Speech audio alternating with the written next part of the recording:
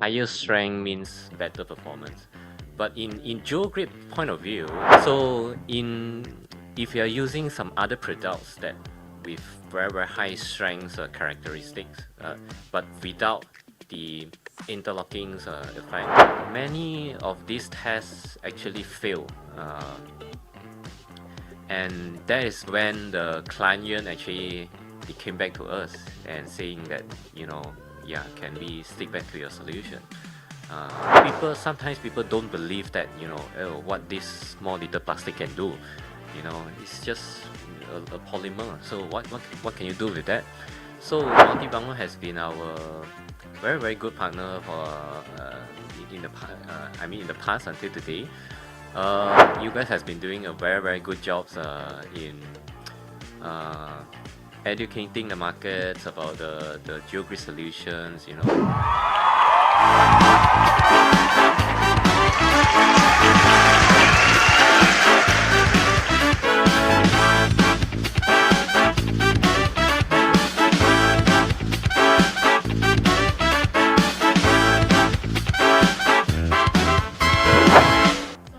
Konstruksi jalan atau hauling road Anda berada di atas tanah dasar yang lunak, seperti soft clay atau tanah gambut, sehingga susah dilalui kendaraan berat. Jalannya mudah rusak dan memakan biaya maintenance yang tinggi. Kenalin, Tensar Geogrid, inovasi terbaru dari Tensar yang siap menjadi solusi proyek Anda.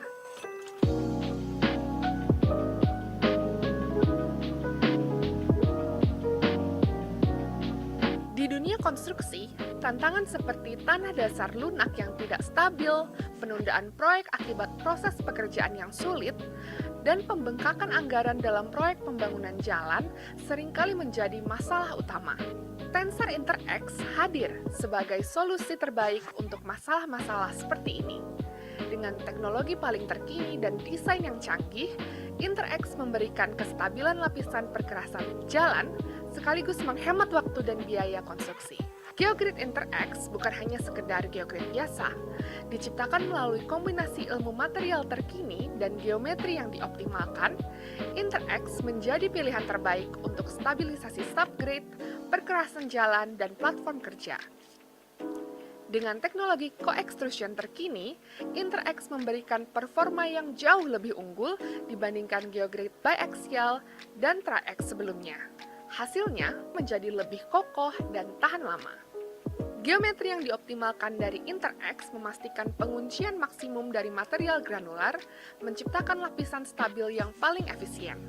Dengan kekuatan kompaksi yang meningkat dan pembatasan gerakan dari waktu ke waktu, Interx mempertahankan kekakuan jangka panjang dan meningkatkan kinerja secara keseluruhan. Interx tidak hanya menawarkan kestabilan yang luar biasa, tetapi juga fleksibilitas dalam penggunaan material. Desainnya yang inovatif memungkinkan kita menggunakan berbagai jenis agregat, memberikan lebih banyak pilihan dan peluang untuk menghemat biaya tanpa mengorbankan kualitas. Salah satu keunggulan terbesar dari Interx adalah kemampuannya untuk mengurangi ketebalan lapisan agregat hingga 70%. Ini berarti proyek bisa selesai lebih cepat dengan biaya yang lebih rendah. Selain itu, Interx mudah dipasang tanpa memerlukan alat khusus atau tenaga kerja yang ahli. Interx didesain untuk bertahan dalam kondisi cuaca yang sangat ekstrim. Dengan menggunakan Interx, Anda memastikan proyek Anda tetap kuat dan stabil apapun tantangannya. Interx tidak hanya tahan lama, tetapi juga ramah lingkungan. Dibuat dari bahan yang tahan terhadap sinar UV dan tidak mudah rusak, Interx memberikan solusi jangka panjang yang dapat diandalkan untuk infrastruktur masa depan. Dengan penggunaan Interx, salah satu sustainable goal dapat tercapai karena metode pemasangannya yang dapat mengurangi emisi karbon. Dengan pengalaman lebih dari 50 tahun dan ribuan jam penelitian, Tensar Interx adalah hasil dari teknologi mutakhir dan kualitas yang terpercaya. Kami juga menyediakan dukungan teknis lengkap, memastikan setiap proyek Anda berjalan dengan lancar dan sukses. Dan yang lebih menarik, Interx sepenuhnya kompatibel dengan perangkat lunak desain Tensar Plus yang telah memenangkan penghargaan internasional. Dengan Tensar Plus, Anda dapat merancang proyek yang lebih andal dan hemat waktu, memastikan hasil yang optimal sejak awal. Jangan biarkan tantangan konstruksi menghambat proyek Anda. Pilih Tensar International Geogrid untuk solusi yang cepat, efisien, dan tahan lama. Hubungi Multibangun sekarang untuk memulai langkah pertama menuju infrastruktur yang lebih kuat. Siap membawa proyek Anda ke level berikutnya? Klik link di bawah ini untuk konsultasi gratis dan temukan bagaimana Tensar International bisa menjadi solusi terbaik untuk proyek Anda.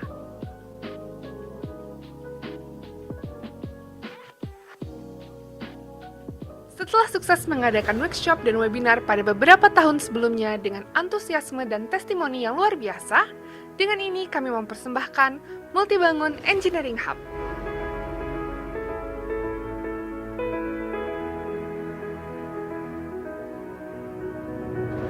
Multibangun Engineering Hub adalah sebuah program terbaru dari PT Multibangun Rekata Apatria yang berfokus pada pengembangan pengetahuan dan inovasi di bidang geosintetik. Program ini menyediakan berbagai kesempatan edukasi dan jaringan untuk meningkatkan pemahaman serta keterampilan para mahasiswa dan profesional melalui berbagai aktivitas, antara lain webinar yang terbuka untuk umum dengan topik seputar geosintetik dan aplikasinya yang relevan dalam industri. Workshop dirancang untuk para profesional memberikan pelatihan teknis mendalam serta pengalaman praktis yang dapat diterapkan langsung pada proyek yang relevan. Multibangun Goes to Campus adalah program khusus yang menghadirkan kuliah tamu dan workshop yang dirancang khusus untuk mahasiswa teknik sipil menghubungkan dunia akademik dengan wawasan industri. Dengan menghadirkan sesi yang diisi oleh para ahli, studi kasus nyata, serta diskusi interaktif, Multibangun Engineering Hub bertujuan untuk meningkatkan pengetahuan dan pemahaman industri mengenai aplikasi geosintetik yang lebih luas, mendorong inovasi dalam pengembangan konstruksi dan infrastruktur yang lebih efisien dan berkelanjutan, serta membangun koneksi yang lebih kuat antara mahasiswa dan profesional melalui kesempatan jaringan serta pengalaman belajar secara langsung. Melalui kolaborasi antara teori dan praktik, Multibangun ingin memiliki andil dalam memberdayakan semua lapisan stakeholder yang terdiri dari insinyur, kontraktor, hingga calon pemimpin industri untuk mengintegrasikan teknologi geosintetik dengan lebih efektif dalam setiap proyek yang mereka kerjakan. Jangan lewatkan setiap event yang Multibangun Engineering Hub adakan dan bersama menciptakan solusi rekayasa yang lebih cerdas, berkelanjutan, dan inovatif.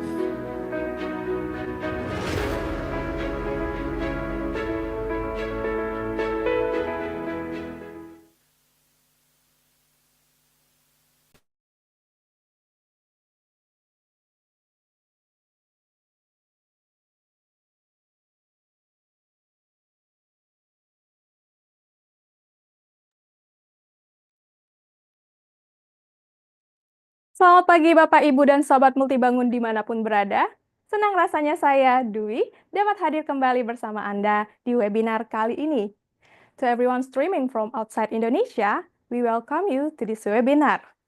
For your information, this webinar will be conducted in Bahasa Indonesia, but the presentation and Q&A session will be in English. Webinar ini merupakan webinar pertama pada rangkaian program Multibangun Engineering Hub di awal tahun 2026. Program Multibangun Engineering Hub yang terdiri dari webinar, workshop, dan Multibangun Goes to Campus, kami berkomitmen untuk terus menjadi wadah yang memberikan solusi dan pengetahuan terdepan terkait teknik sipil, geoteknik, dan geosintetik. Bapak Ibu, untuk dapat bergabung pada WhatsApp Community Multibangun Engineering, Bapak Ibu dapat scan barcode yang akan tampil pada layar Zoom Bapak Ibu. Terkait program Multibangun Engineering Hub, untuk Bapak Ibu dosen yang mungkin ikut hadir secara online pagi hari ini, kami sampaikan bahwa Multibangun terbuka untuk kolaborasi dengan universitas maupun organisasi atau himpunan mahasiswa dalam mengadakan Multibangun Goes to Campus yang terdiri dari kuliah tamu, mini workshop aplikasi Tensar Plus yang dirancang khusus untuk mahasiswa. Jika kamu ataupun organisasi Bapak Ibu berkenan untuk join Next Multibangun Goes to Campus, silahkan hubungi kami pada kontak berikut ini.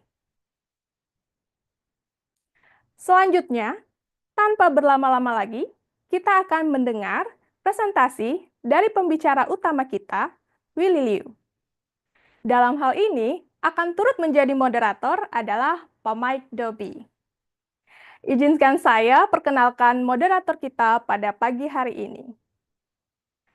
Pak Dobie adalah seorang regional manager dari Tensar untuk Asia Pasifik yang telah menyelesaikan gelar sarjana teknik sipil dari Universitas Bristol pada tahun 1973. Beliau meraih gelar magister dalam mekanika tanah dari Imperial College London pada tahun 1977. Beliau memiliki pengalaman lebih dari 40 tahun di bidang geoteknik, baik di Inggris maupun di luar negeri. Pengalaman beliau mencakup proyek-proyek jalan raya, infrastruktur, jembatan, dan dermaga. Baik, sebelum saya serahkan kepada Pak Mike, apabila ada pertanyaan nih selama dan setelah presentasi berlangsung, dapat langsung menggunakan feature Q&A yang terletak di bawah layar Anda. Pertanyaan dapat disampaikan dalam bahasa Inggris. Pastikan tetap stay tune sampai akhir karena nantinya akan ada kuis berhadiah yang pastinya seru nih Bapak Ibu. Simak keseluruhan presentasi karena pertanyaan akan seputar presentasinya. Well, without further ado, we welcome our moderator for today, Pak Dobie. Hi Pak Mike. Hi, Dwee. Hi, okay, your voice is clear and the setup is perfect. So, That's Pak good Mike, news. the time is yours, Pak Mike, please. Okay, thank you very much for that introduction. I'm very honored today to be able to introduce this webinar. First of all, I'd like to thank everybody attending. It's very nice to see people interested in a topic like this because it's quite an important one, and I'm looking forward to hearing more about it myself. And I would also like to thank PT Multibangun for their incredible organization of this and many other events previously, and I'm sure many to come. I'm here to introduce the topic and the speaker. And I think it may be worth just thinking, for those of us in Indonesia who've been watching the news recently, we've seen the terrible disaster at Cisarua in West Java from essentially what looks like a mud flow. I think this, as with many parts of Indonesia, this just emphasizes the importance of understanding our geotechnical issues and our materials and so forth. And of course, we feel very sad about the terrible destruction and loss of life in that event. Today, we're going to hear about expansive soils. These are soils that have their own special problems. They are soils that can change their volume significantly between being wet and dry. And this can lead to all sorts of issues, including landslides. They're often involved in landslides as well.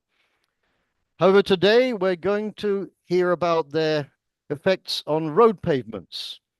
Fortunately, damage to road pavements is unlikely to result in fatalities, but it can result in enormous cost in terms of maintenance, reconstruction, and so on. So in terms of the effect on a national economy, if you have a lot of expansive soils, this can be very significant, and it is the case here in Indonesia.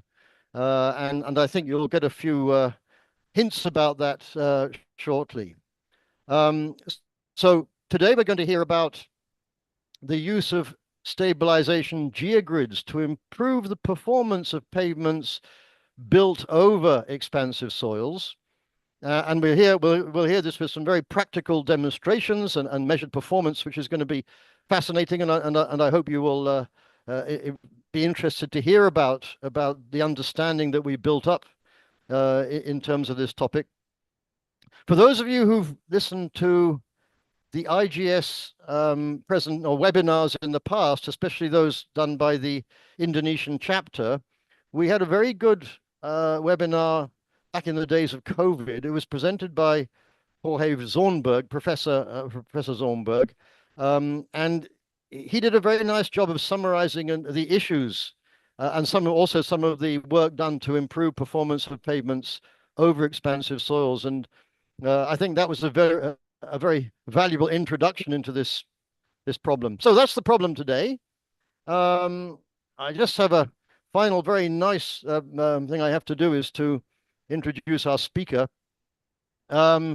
So Willie Liew has been my colleague at Tensar for many, many years. He's been with Tensar for 25 years, and I think I've known him for most of that time. So it's a great pleasure to have Willie join us today. He's, of course, talking to us from the US, where the temperatures are something like -5 in the evening, and he's having to stay up a little bit because of the time difference. But it's greatly appreciated, Willie, that you are able to do this for us, and very much looking forward to your talk today. Perhaps I should also mention that Willie has spent most of his adult life in the US, educated there and working there. But he originally is from Batu Pahat in Malaysia. So anybody who knows Malaysia a bit will know it's down at the southern end of the peninsula. So he knows something about the conditions we have to deal with here in the tropical environment. So anyhow, Willie, that's enough from me. I'd love to hand over to you, and I'm looking forward to hearing your presentation today.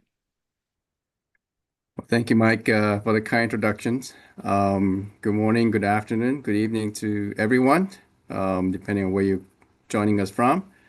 Like Mike said, I was born and raised in Malaysia.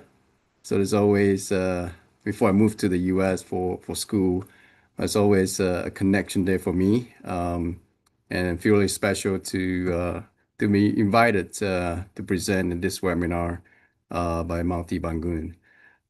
So as I'm going to talk about in this webinar, probably should share my screen, right? We have to figure this out real quick. Can you see my screen, Mike? Yeah, I'm just waiting. Hang on. I think it's coming through now. I think the internet is being slightly difficult, but okay. Yes, it's coming. It's not there yet, but it's I can see it's appearing. I'll tell you when the first slide appears. Yep, your first slide is there. Good. Okay, great. Yeah, so as Mike mentioned earlier, so what we were going to cover in this webinar is look at what we, Tensar, has done and some of the results of the research of using Tensar Geogrid in mitigating the effect of expansive soil, specifically on pavement. So we won't be going through the expansive soil background, its chemistry, and its physical properties. So just look at real quickly the agenda for the webinar. We'll go through a quick introductions to expansive soil. And then I'll show you some of the laboratory big box experiment tests that we had done and the result that we, the observations and results, the field research project that we had conducted, as well as some future development that we will be taking on over these few years to further research and development of this topic. So expansive soils are found across the globe and can cause significant damage to repair, as Maya has indicated earlier. It's very costly if you're in a region with a lot of expensive soils. There's a lot of rehab needs to be done and payments for rideability. So here's a map that I found showing global distributions of expensive soil where major construction costs occurred. This map, I'm not sure exactly how accurate it is, but they are a more accurate, I guess, map, a well-established map that I found off the web for Indonesia, Australia, and United States. So, what this map does for us is, before we actually step onto the site and do some site investigations, we'll at least have some idea of the potential issues for a specific site if we have this map as a reference. So it's not easy to find this map at least from my experience. So I will ask the audience if you have a map for the expensive soil in your region that you can share with me for future reference. I will really appreciate it. So what is expensive soil? So expensive soils are usually, we always think about clay material, usually high plasticity clay material that contains minerals such as monzonite, smectite, which is capable of absorbing water and increasing in volume, and then, or loses moisture and shrink. So those are the type of material that is what we call expensive soils. There are several types of testing that you can do to identify and determine the soil potential. First is the X-ray diffraction test. It's a laboratory test that allows for determinations of soil, chemical compositions, and structure. So allow us to determine if that clay materials is expensive, has the minerals or chemistry that is prone to expansion and contractions. You can perform soil index tests. This is a standard test per ASTM D4829 to evaluate the soil potential of the clay. There is a standard categorizations for low, moderate, high soil potential based on the result that you get from this test. Now, in the U.S., the state of Texas, the term of PVR, you might have heard of it, PVR. It's called the potential vertical rise. It's used to indicate the capacity of the expansive soil to vertical movement. This is widely used in Texas and some of the states here in the U.S. There is the TxDOT, called Texas DOT Texar method, 124E, which is used to estimate a PVR based on plasticity index. However, a more sophisticated method using centrifuge tests has been utilized by Dr. Zomberg at University of Texas, Austin, and as a better way to determine the potential vertical rise for specific clay material.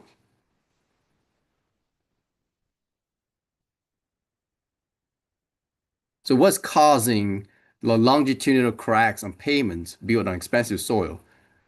If you look at the illustrations, the figure right there, the pavements, it's likely we find if the swelling and contractions of the subgrids is uniform. If you move up and down uniformly, there will be no problem. There's no cracking. But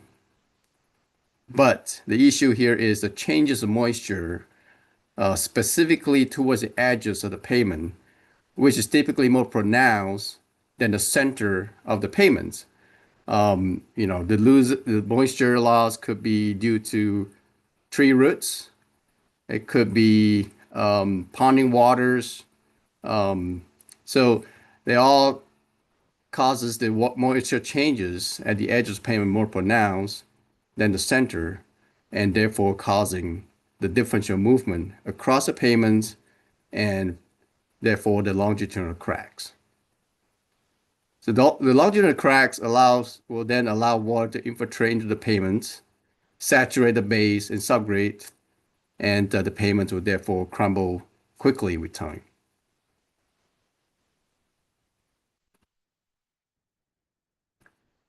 So there are several factors that affect the moisture changes in pavements.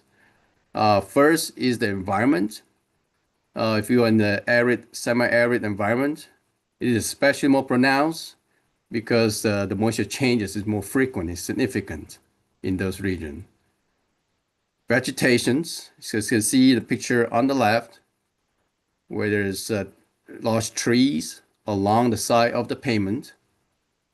As a potentially absorb water from the subgrade and cause a change in moisture variations within the pavement structure. Groundwater locations can be a good one. If the groundwater table is shallow, So the expansive soils below the water table will remain saturated, and therefore you may not get as much swelling and shrinkage issues. If the groundwater is deep, the rising and falling of the seasonal groundwater table will cause the expansive soil to expand or shrink as the seasonal groundwater move up and down. Drainage feature, in all geotechnical work, we talk about water as the main problems. So drainage is very critical, especially for this type of, we're dealing with expansive soil. We want to make sure the water surface runoff is being taken care of and not ponding on the side of the pavement. The picture on the right-hand side, we have a pavement right here with a swell to the side of the pavement. And the problem is that the water drained, supposed to be drained, but it got clogged in this area. So resulted in moisture intrusions into the pavement sections and causes the expansive soil to expand when it absorbs the water. And when it's dry, obviously it will shrink because of the moisture changes between the center of the pavement and the edge of the pavement.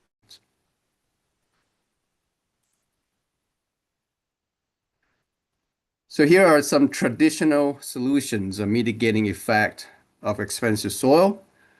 Over excavate and replace will be as the typical ones, replace it with non-expansive fill, which is cheap if shallow, but it's problematic if it's expensive. The expansive soil is deep into the ground and can be costly to dispose the expansive soil. Moisture conditioning, you can do that. This is where you inject water into the soil in the grid patterns to pre-swell the soil. It may work well. The moisture will be, if we can trap the moisture and contain it in the system.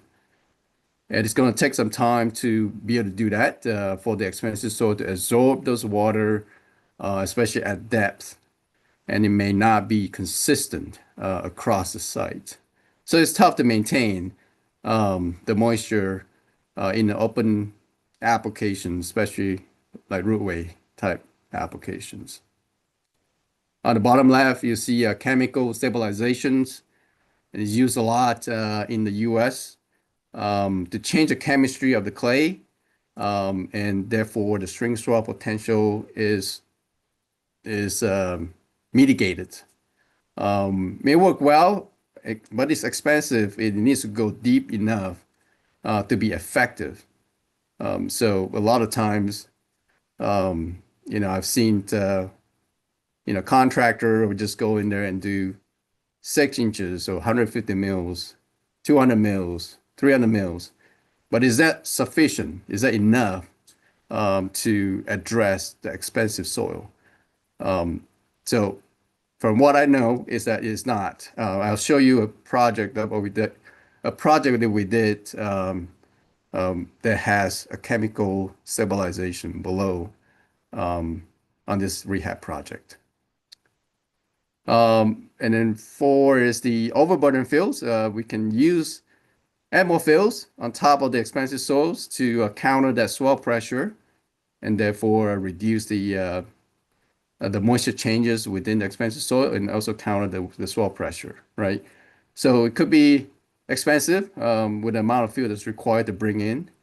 So it may not be feasible to do this type of solutions. So as I mentioned, we have implemented extensive research program to try to quantify the benefits of mechanically stabilized layer, the Geogrid stabilized aggregate, to mitigate the effect of expansive soils. So first we'll look at the big box experimental test. This is how this test is set up. We call it a big box because we're using a box that's relatively large, 610 millimeters in height and 1.27 meter in diameter. So what we did is to use, if you see, look at the center of the box, we have an airbag. And the airbag is connected to an air compressor and a pressure gauge. We'll pump air in a control manner into the airbags, and the airbags will expand. And we can measure the expansion of the airbags, and we can control the pressure. We know what kind of pressure we'll put in there, and then we know what kind of expansions we're getting.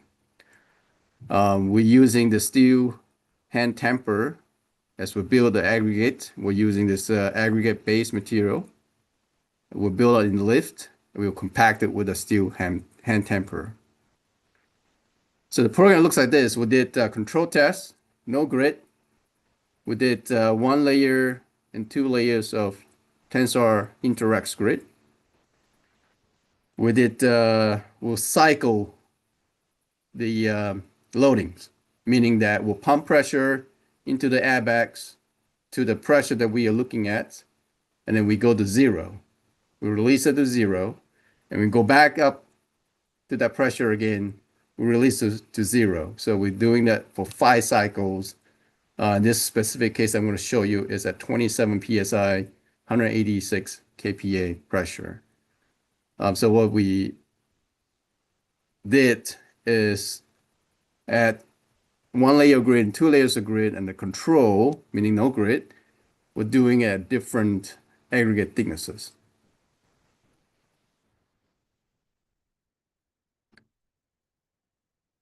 So once we did that, once we load up and down, every time we load up and down, we will manually measure the surface movement on top of the box at maximum pressure and at a 0 pressure. So we're doing a cycle to simulate the shrink swell cycle of the expansive soil. And we also included smart pebbles, and I'll show you what smart pebble looks like in the different layers within the aggregates. You can see those reds. Those red dots are smart pebbles that we included into the testing, and basically to try to understand how the aggregate particle move with and without grid.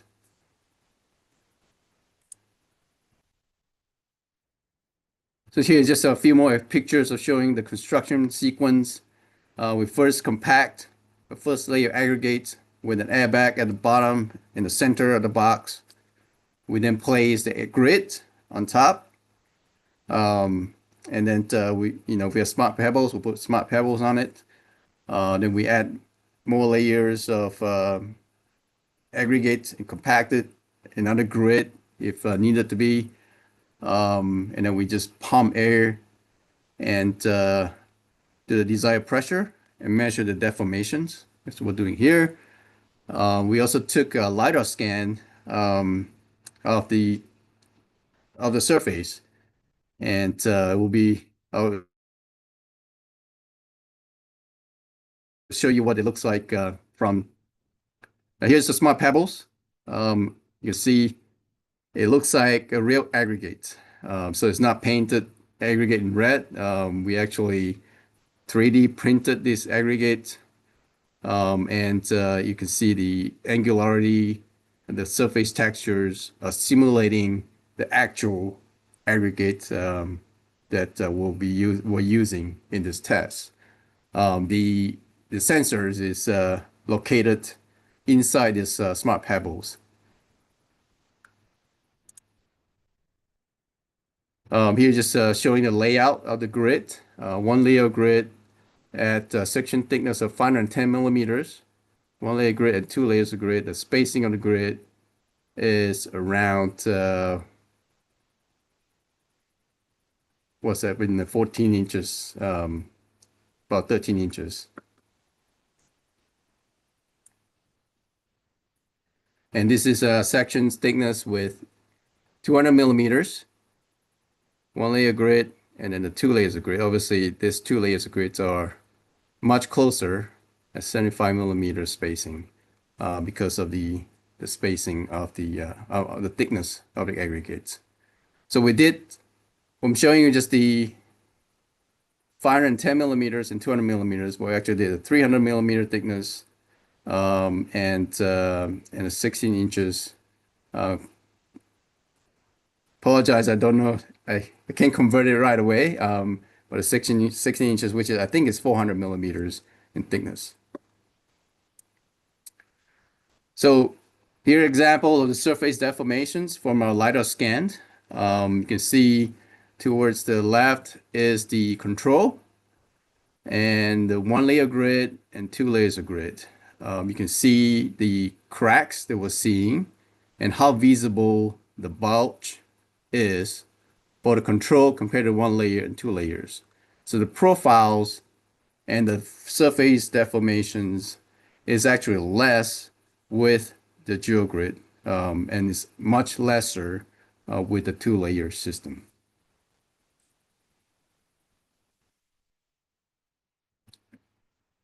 Here is a graph showing or plotting the vertical rise that we measured versus the cycle. So remember the cycle, we're trying to simulate a string swell cycle.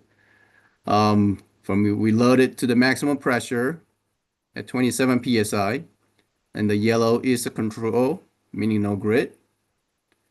And then the blue is with a 1-layer grid, and the green is with 2 layers of grid.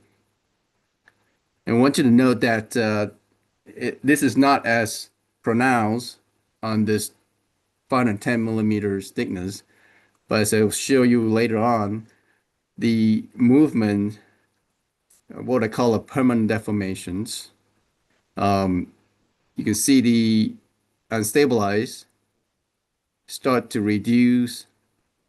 The permanent deformations are reduced with cycle, whereas the grid sections is pretty consistent across the cycle. Okay, just note that for now, and I'll show you the next one. And you see the control, it keeps going down, whereas we're pretty consistent with the grid. And the next thickness, the control is yellow again, and this thing collapse right, after the 5th cycle. Whereas the grid is still controlling the movement very well. So what it's telling us is that as the cycles move up and down, as we're going through the string swell cycles, the grid is holding up the aggregate very well and maintaining the stiffness of the structure. Whereas for the aggregate, without grid, the control sections, the aggregate will start to lose stiffness with the string swell cycles.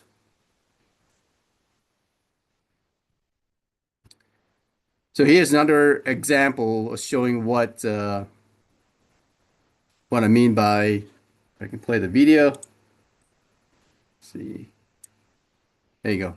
Okay, so this is the data from the Smart Pebbles. We're just collecting the movements of the aggregate, comparing it with grid and without grid, and that explain what we're seeing with cycles where the unstabilized sections start to lose the stiffness because the control, as you can see, is measuring the noise of the aggregate, has a lot more noise than the section, the aggregate stabilized with the grid.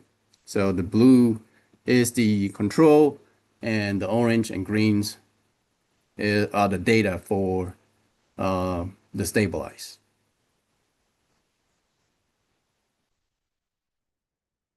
Okay, so from all this tests that we've done, this is just one test at 27 psi, but we can plot the vertical rise versus the aggregate thickness on the x-axis. I'm showing in inches again, so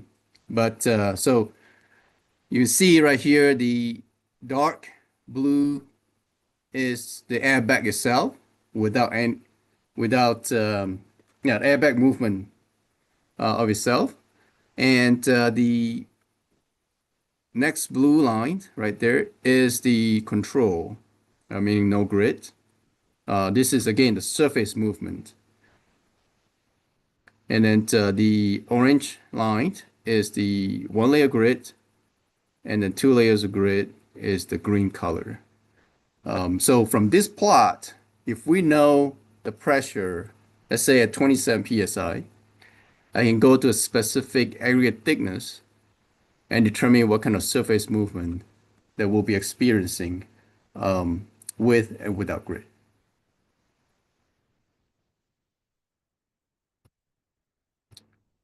So just a summary of what we observed from a testing. NX grid, less than the bulge. We'll talk about that. Creating a flatter displacement profile across the surface or aggregates.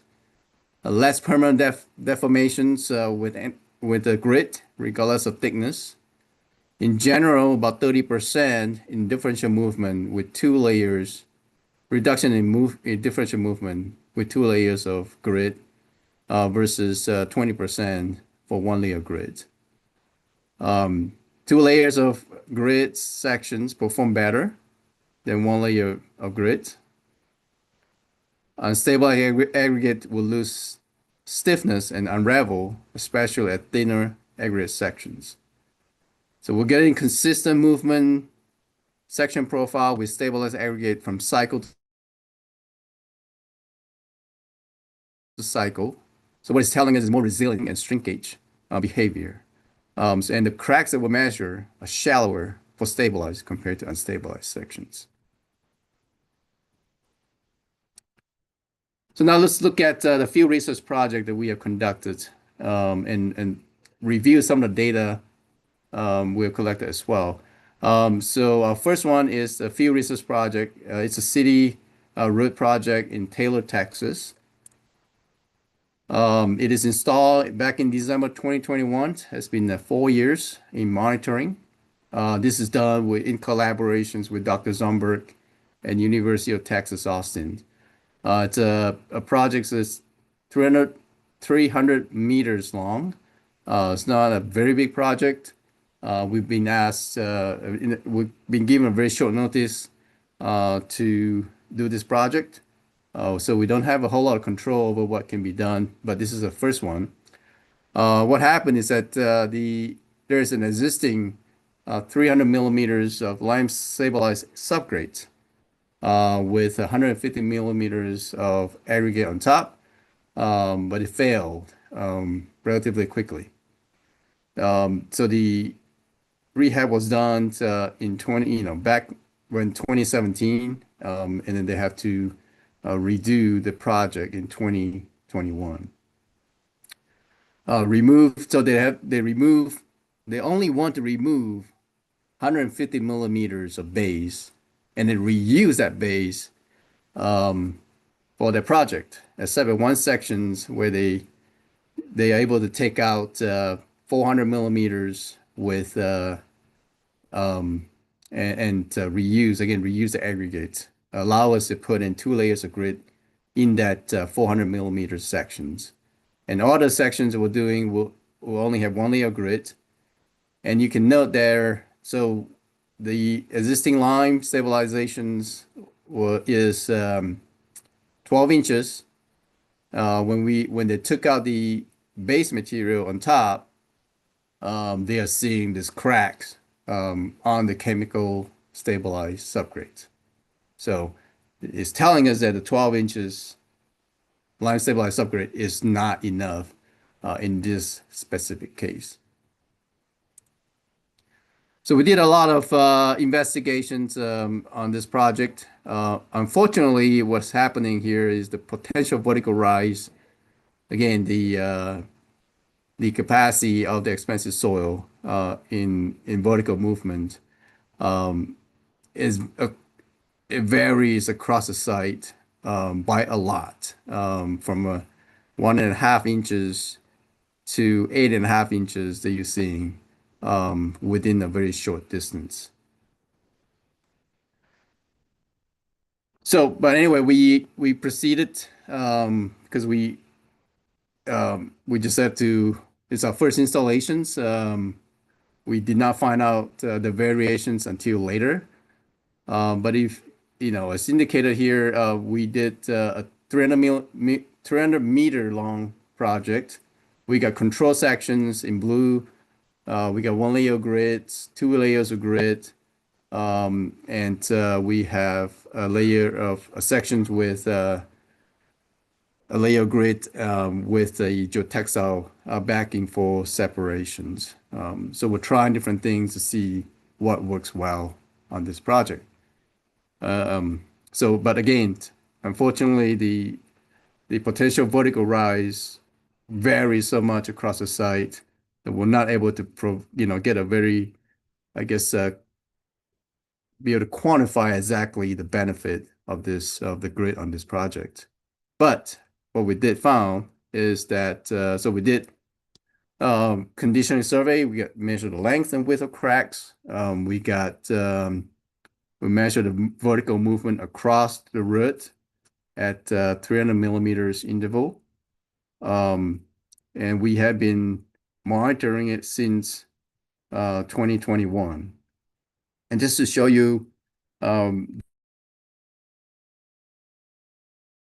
the profiles measurement for control sections, this one right here has a PVR of 1.28 inches. It's very small. And you can see this total stations point. So you can see, this is by measuring date. The movement is really non-existent for these control sections, simply because the PVR is really small. In Texas, what they're saying is that for this type of road, if you have PVR of 1.5 inches or less, you're not required to do any kind of subsurface treatments. But if we look at a grid section here with a PVR of 5.2 inches, we're going to see a lot of movement. So I'm going to show you what's happening. So this is the baseline data profile that we measured back in February 2022. And very interesting to see the profile changes with seasons. So February is probably the beginning of spring. And we're going to get springtime, get a little wet. So we get the next data we collected in March, it has swelled up a little bit. And then it looks like in May, the summer has started. It's stringed down. And in July, it gets really, really dry. You can see how much it shrank towards the edge of the pavement. And then back in October, November, December. So it started to move up again. Here is December. I'm sorry. So a little faster. December is the black one. So it started to move up with season, right? It gets a little wetter. 2023. So I won't be going through this. I'm just want to make sure I got enough time to do others, to present others. But so this is just to show the changes in the surface profile with seasons. So what do we find on this project? Again, we know that the section thickness is only 150 millimeters. It's very thin to try to deal with such a high PV project. But we have no control over the thickness to be used on this project. But what we're seeing though is that we're most resilient with the grid sections. So the cracks develop, but actually control. So we don't have to rehab the project at this time. So we're 4 years into it, compared to 4 years before. They're having to rehab the roads. We're seeing larger cracks without grid 4 years before, and then 4 years after we rehab with the Geogrid. So the cracks is smaller, and so we're just again what we're seeing here is that we're not able to mitigate, we're not able to, I guess, avoid crackings on the pavements, but it is more control with lesser width. Okay, so the next project is Montgomery, Alabama. So I'll show you a couple of pictures. This is the site conditions before the rehab. You've got a lot of longitudinal cracks.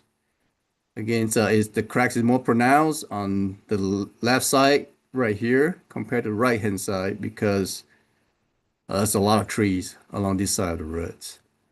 So we only rehab this this side of the lane, the left side of the lane, and so we have a lot of control basically for right-hand side of the project. So what we learned from the last project where the PVR varies a lot, so we actually found this side to be more consistent. PVR is relatively consistent across the site. You can see it's a pretty right from 4.8 to 6.9, but it's much more consistent compared to the project in Texas. Just know that a B5, boring B5, is for the control sections. So the installation was completed back in 2024 of May. So we're a year and a half into the project. We did a total of 5 sections, 200 feet long each sections. We have control. We have 2 layers of grids on all the sections. And one of the sections we have an asphalt reinforcement added right below the asphalt layer. And then we have a section with moisture barrier. So one section with moisture barrier, and one section with moisture barrier and a root barrier. So what we're trying to find out is if we have some sort of a root barrier that'll prevent the root from growing into the pavement sections and sucking out all the waters. So we're trying to maintain the water, the moisture within the pavement section. Okay, some installation pictures. We have this is just during constructions, and this is the base material. It's not a very good base material, but you can see a little brown grayish layer right below that. That is the expansive soil materials. We're doing some DCPs on the sections, and this is showing how the grid is installed. We are using a lot of sensors on this project. And we have the moisture sensors. So we have moisture sensor in the center of the lane, and then we have the edges of the pavements. And then we actually have another moisture sensor where we have the vertical moisture barrier to see if there is a difference in moisture when we use the moisture barrier. So fiber optics is used on this project. So to measure the strain, movement in the ground. And what we're trying to do is to correlate and see if we can correlate the movement or the cracking of the pavements from moisture data, from the fiber optics data. Yeah, basically that's what we're trying to do. And then there's temperature data that we can collect from the moisture sensor as well. We're just right here, just showing you we're using what I call a dipstick profiler. We can measure the profile of the roots as we continue to monitor the movement of the roots. Okay, just some quick data on crack length. This starting from July 24 to December 25. So pretty recent data in December. So what I was pointing out to you, the control right here, you can see the cracks. That's a lot more as the time goes on. Test 1. So the amount of cracks, there's little cracks and then there's more and more cracks as it goes with time. But you see right here, it goes up and down. What's happening is that some of the cracks was opening up, but as you got wet, the expenses sort of swell, the pavement actually close up. And so what we're doing is that we're not measuring any kind of hairline crack. So we'll only measure the crack a certain width. So what it's telling us is that the cracks actually close back up, become a hairline cracks. And section, so test 2, so these test 1 to test 4 are with grid. Now test 2 are the section with the asphalt reinforcement. It seems to perform really well. And test 3 and 4. 3 is with the vertical moisture barrier. Test 4 is the moisture barrier and the root barrier. So it's also performed relatively well until October and December, because we found out that there was a flood at the time on that pavement sections.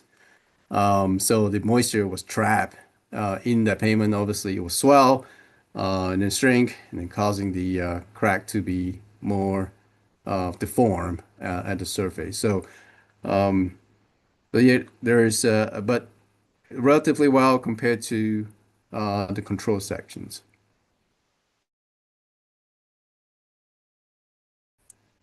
So it's just not the full story. So what we're looking at here is also the severity of the crack.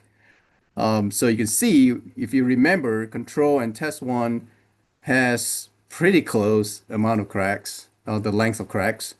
But the severity of the cracks is a lot less with the grid in test 1.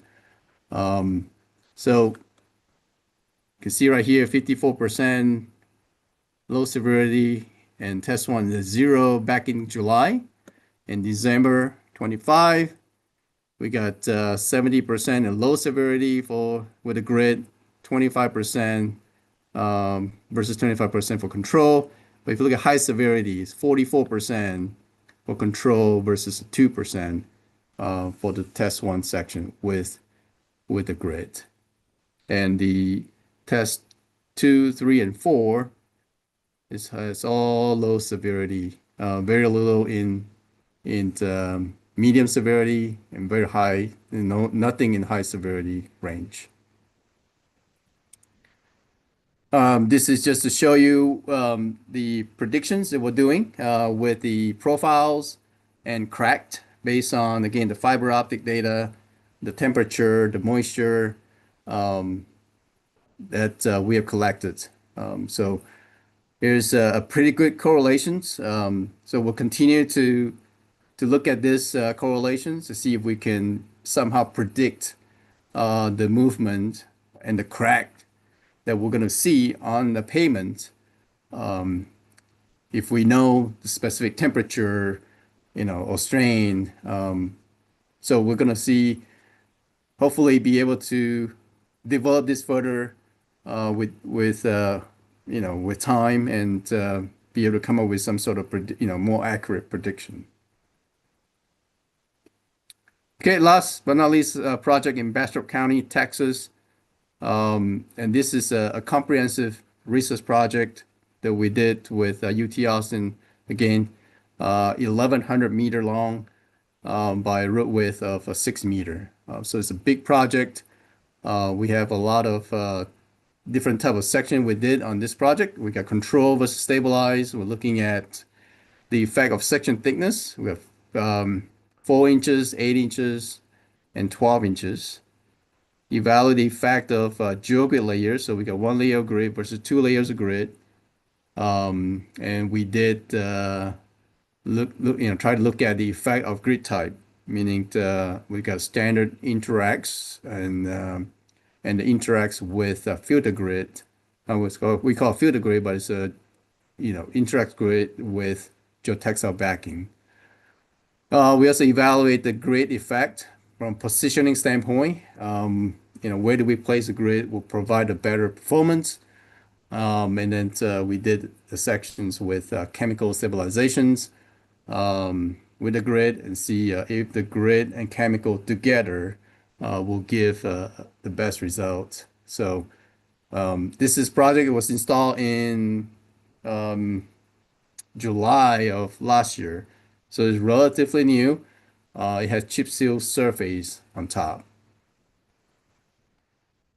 PBR, we did a lot of boring as well to get to see what kind of PBR we are going to encounter on this project. Again, it's pretty consistent across the site. This is the conditions of the root. Hasn't been done for a long time, rehab, but it has a lot of problems due to expensive soil. So again, we're doing a lot of monitoring. This is the sections. Again, 1,100 meter long. We got the blue as the sections with grid, and the red as the control. You can see we're doing like a checkerboard patterns to make sure that we have enough control sections and close proximity to the grid sections to really be able to say that for sure that the grid does provide benefits. And what type of benefit we're gonna get it with the grid. So again, we're trying to quantify the exact benefit from the geogrids. We're doing moisture sensors, fiber optic sensors. In this case, we also did what we call piezoelectric sensors in the control and stabilize section. Right there, P is the piezoelectric sensors. Just some pictures showing the installations of the sensors. I won't go through in details, but this will be something that will be interesting to look at. This is the piezo sensors. The blue is the control.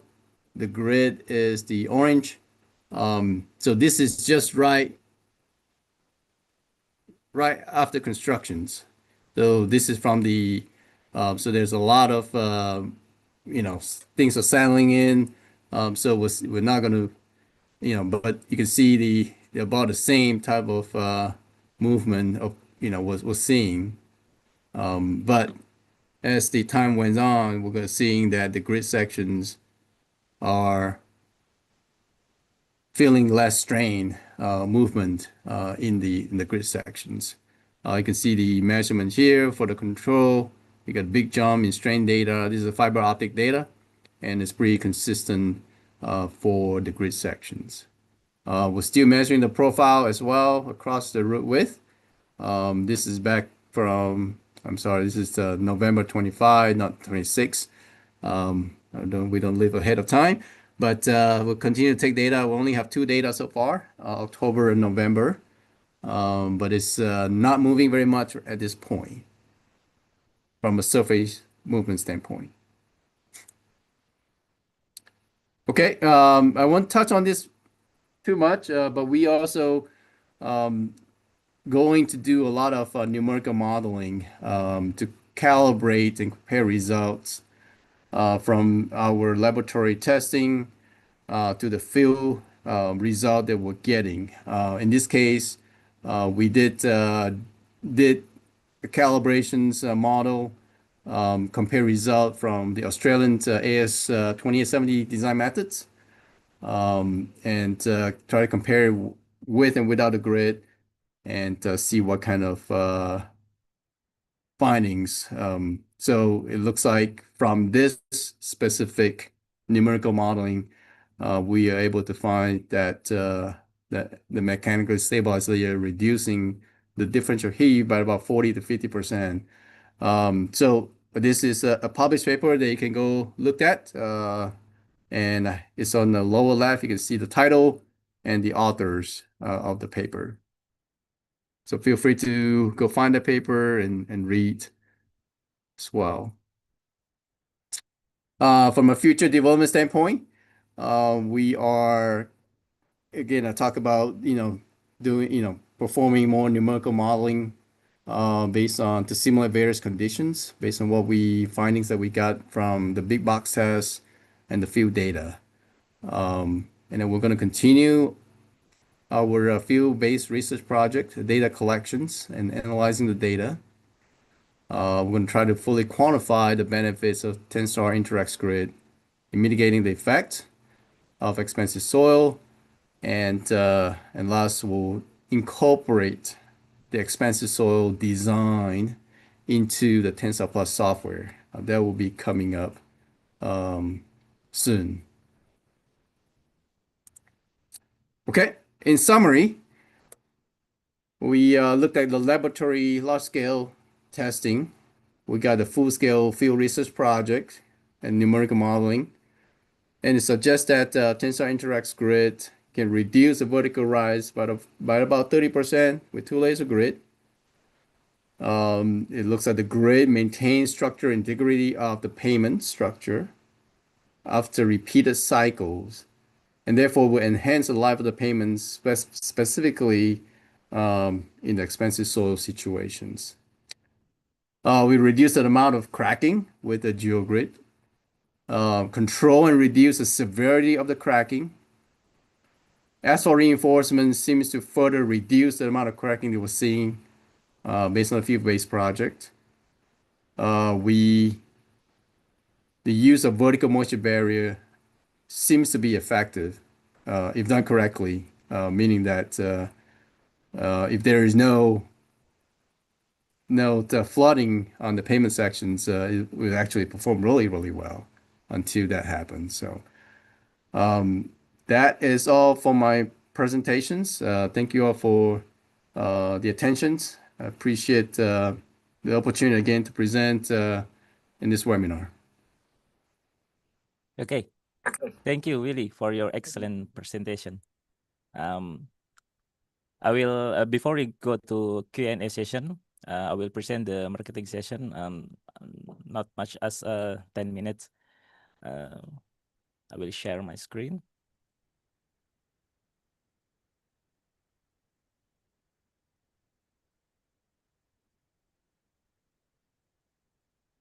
Sorry, yeah, okay. Okay, sorry. Yeah.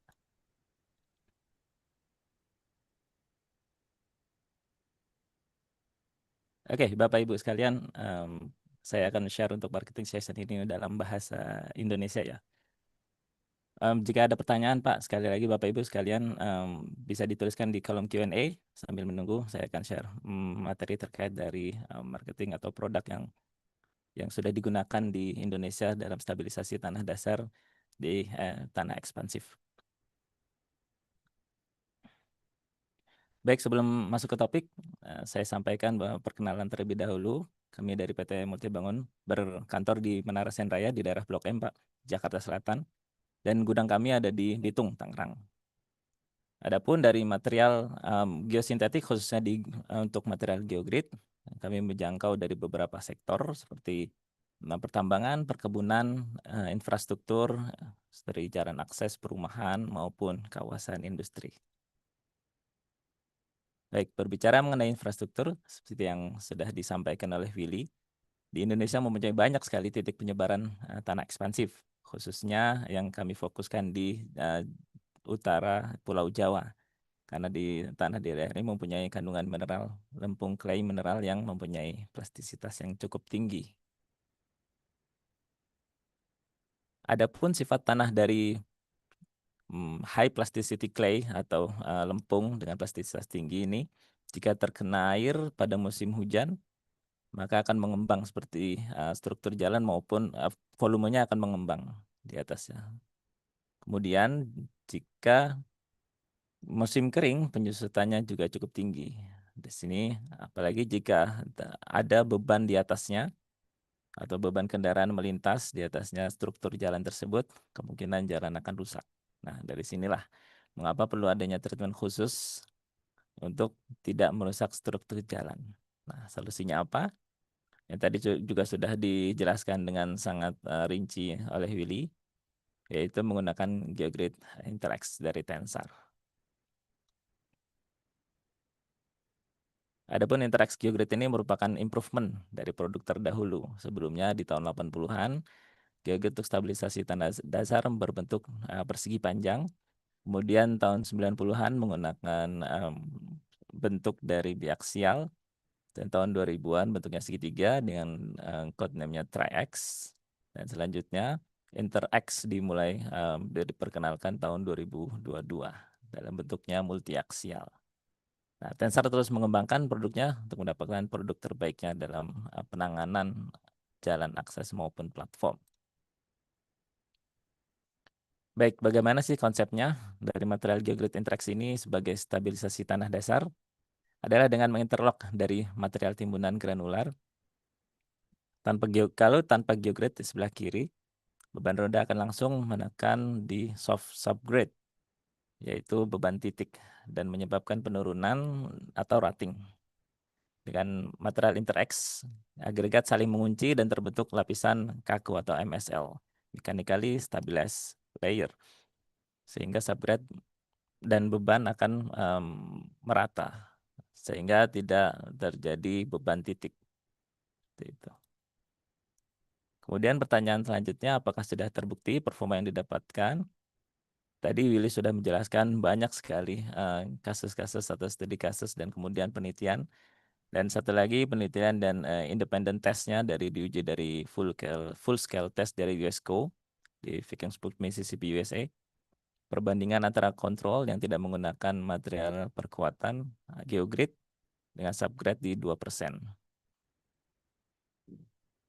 Kalau kita lihat dari hasil pengujiannya, performanya jelas terlihat dari grafik deformasi terhadap jumlah load cycle atau N dengan sumbu X dan pengulangan beban, dan sumbu Y untuk deformasi.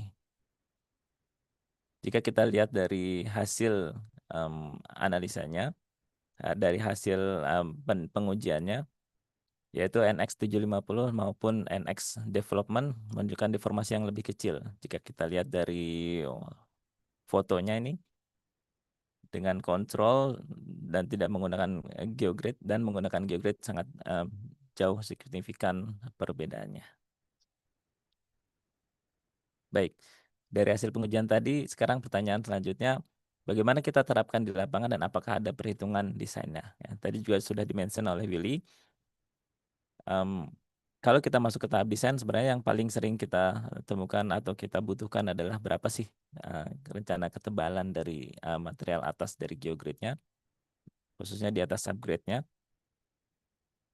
Dari Tensar sendiri sudah menyediakan Tensar Plus, yaitu aplikasi perhitungan berbasis web yang bisa membantu merekomendasikan berapa sih tebal yang dibutuhkan sesuai dari data proyek. Khususnya kalau misalnya ada tanah ekspansif atau tanah pit dan yang lainnya, atau lebih fokusnya ke tanah soft clay, itu seperti apa untuk tebal timbunan yang digunakan. Dan Bapak Ibu juga bisa register atau login di tensarplus.com.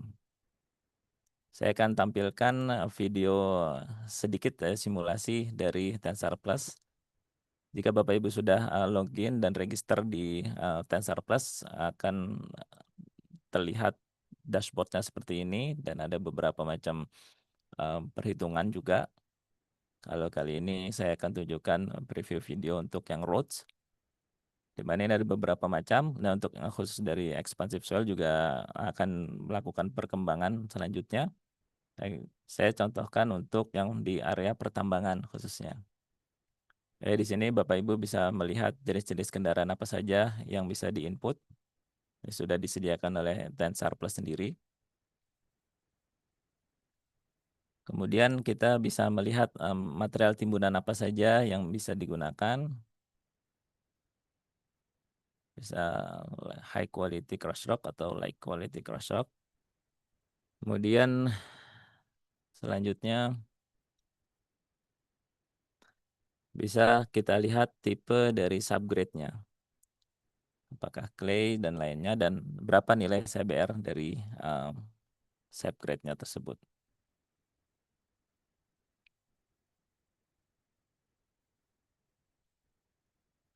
Dan juga kita bisa melihat berapa sih nilai project dari project Bapak Ibu sekalian, dan melihat seberapa saving kita bisa dapatkan jika menggunakan material geogrid ini.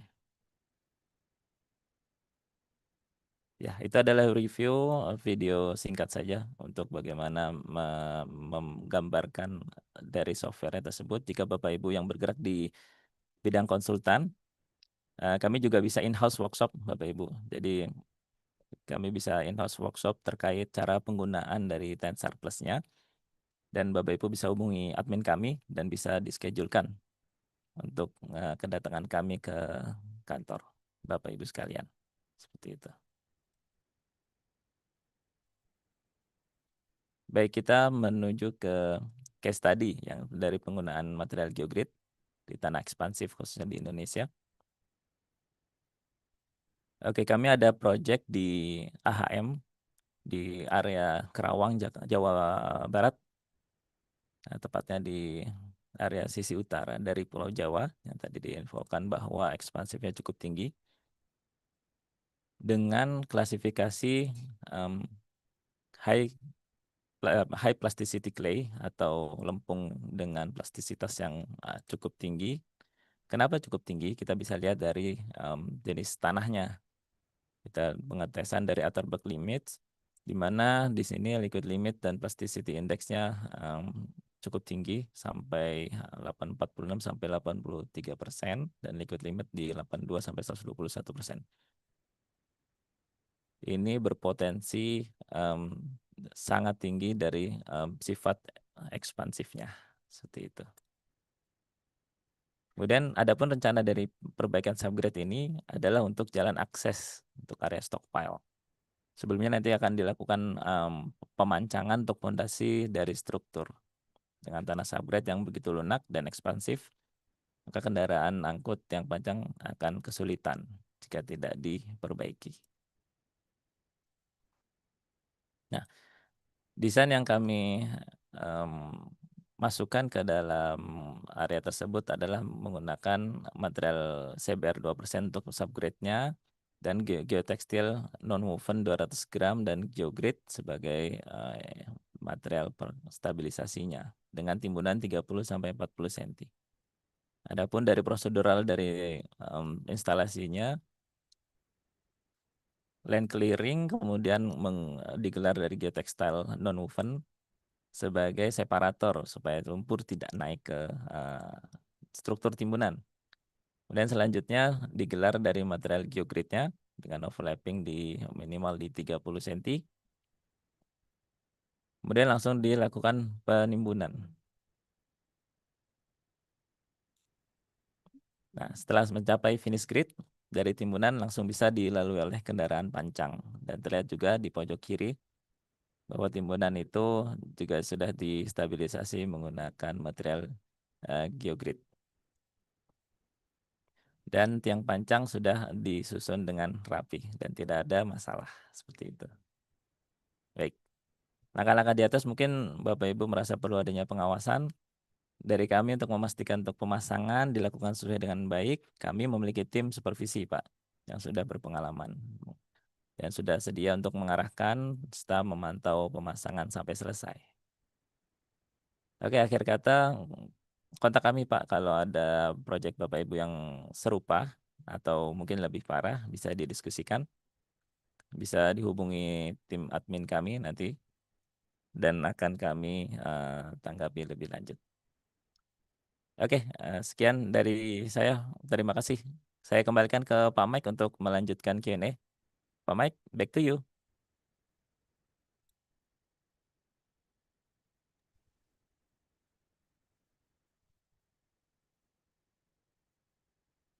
Okay, I thank you very much for that, Sandy.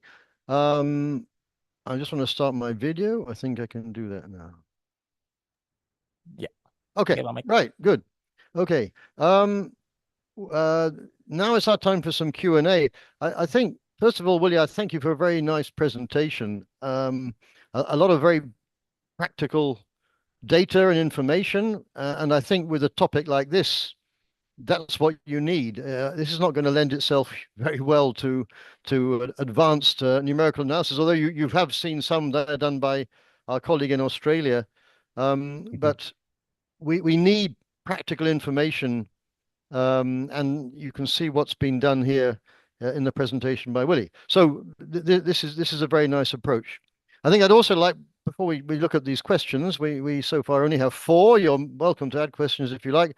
I think what's clear from the presentation is what we're trying to do with Geogrid stabilized pavements is to improve performance. We're not going to stop any effect of swelling soils. It's always going to be there. But if we can extend the life of a pavement, longer intervals between maintenance, this is going to save a huge amount of money. And that's really the main target of this kind of application. And I hope you've seen there how what we're seeing is an improvement in performance. So Willie, thanks very much for showing us some of that information. It's a fascinating amount of information, a lot of work done there to do that. Okay, we currently have 4 questions. We know there's a 5th one, but I've already read them. We have 3 from Pat Reza, and I think they're quite long, Willie. So shall I just summarize the main content of each question? If you'd like to make some comments, that would be very nice. Sure. Okay, so the first one is about evidence for the maintenance of the confinement effect by Geogrid over the long term. I mean, have we got anything that demonstrates how this is actually working after many years of pavement life? Do we still see this confinement and interaction effect taking place?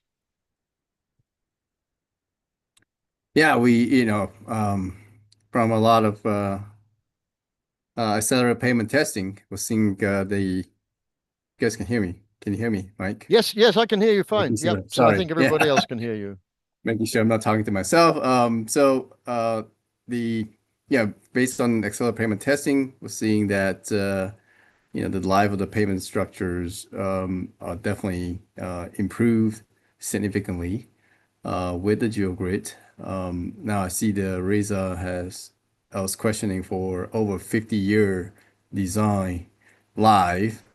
I'm not sure the pavement design live I'm not sure where Reza's from, but I assume it's Indonesia.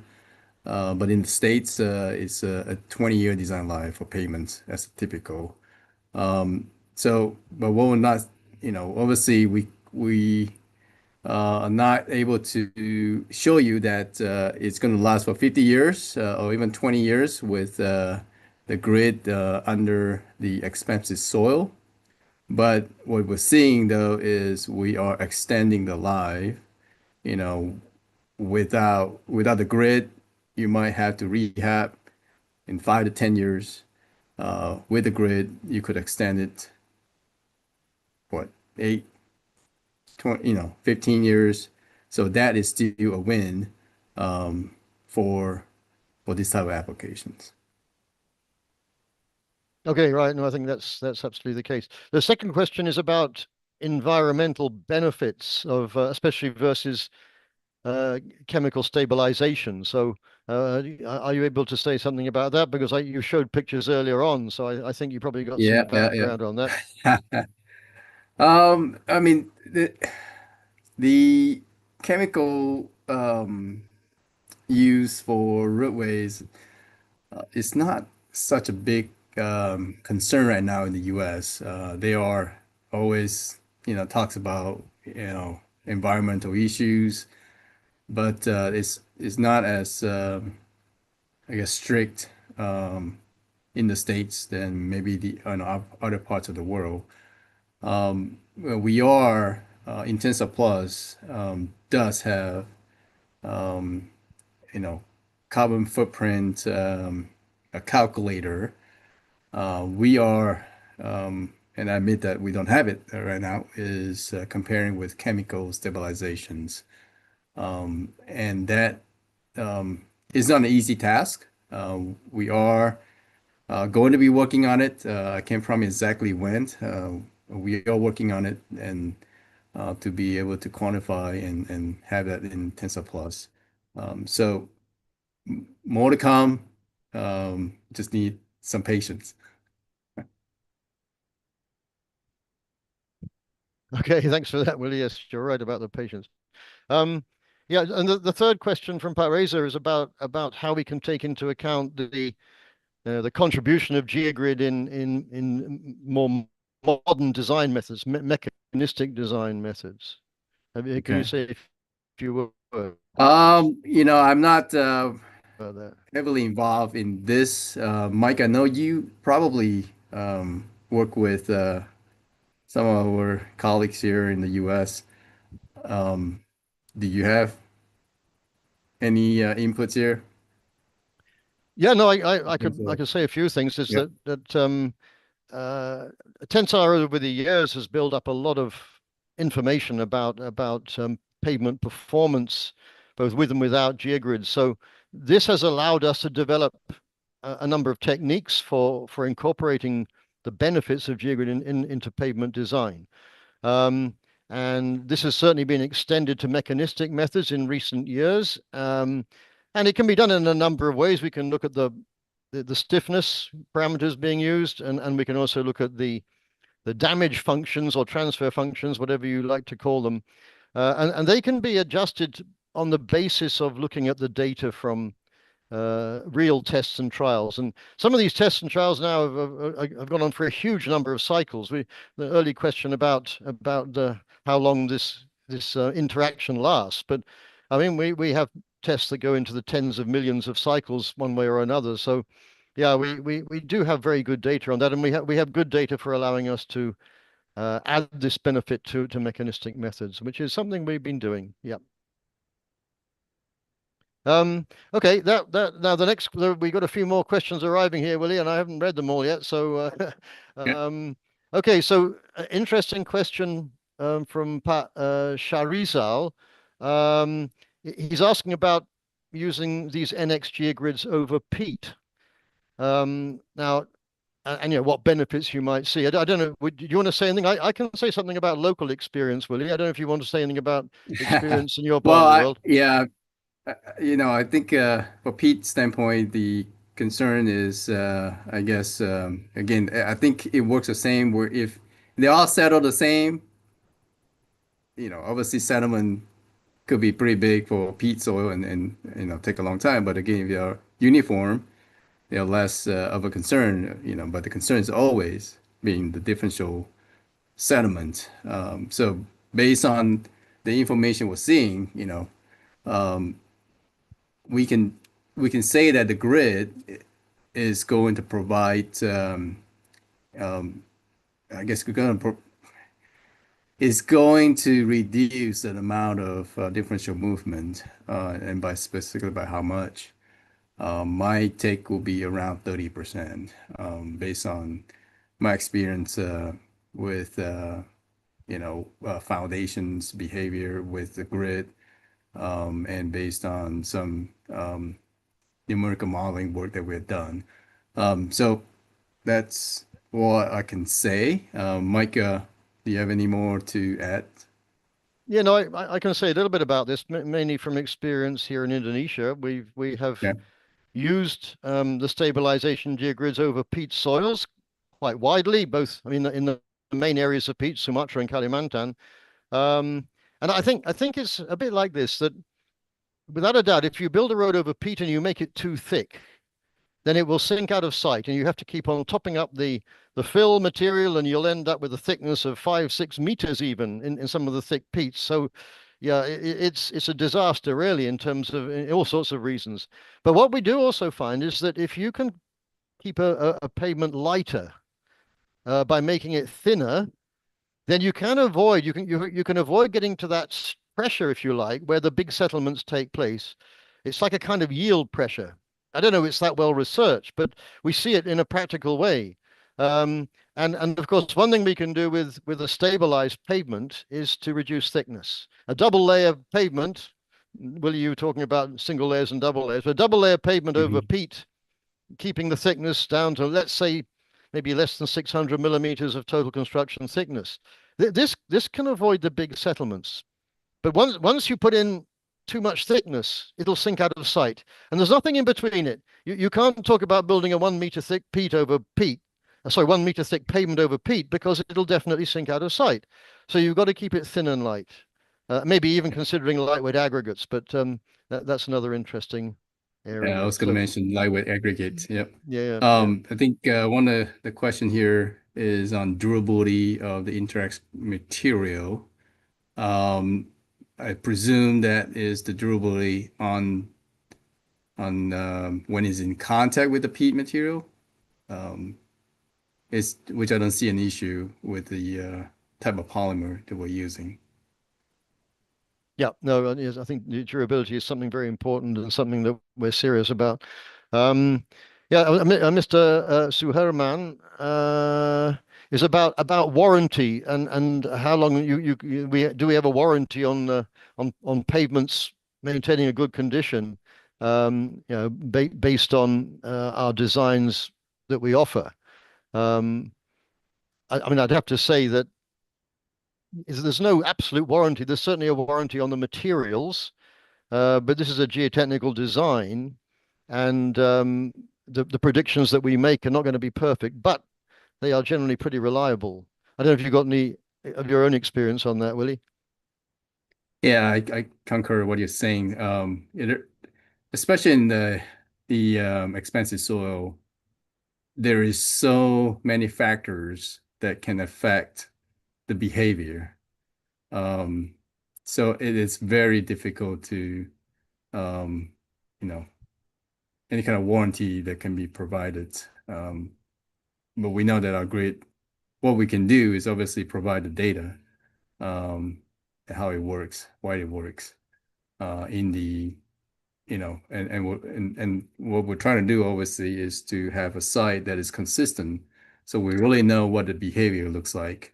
Versus I can find a site with a very low PVR and I can show you the grid works magic, which is not what we want. So we want to do different conditions, obviously, and find out what is the optimum design.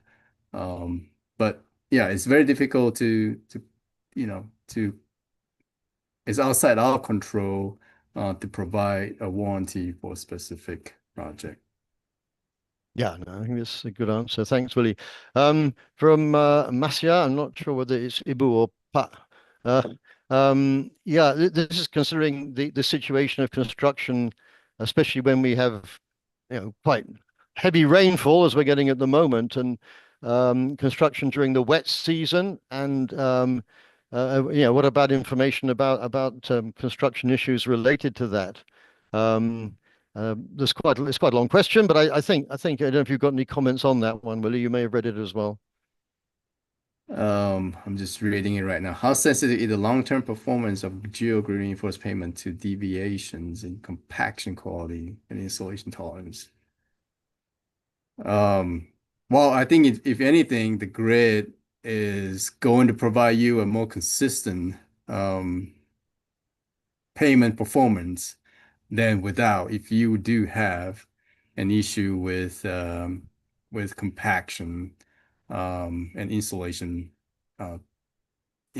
deficiency, I would say, think about it as a safety factor that the grid can provide.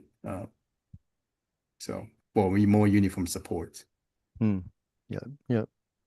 Okay, we have Ibu Asri. She's not far from where I'm sitting.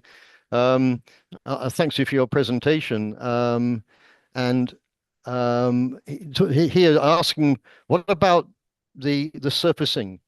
Should we be considering a concrete pavement, or should we be considering an asphalt pavement in this situation?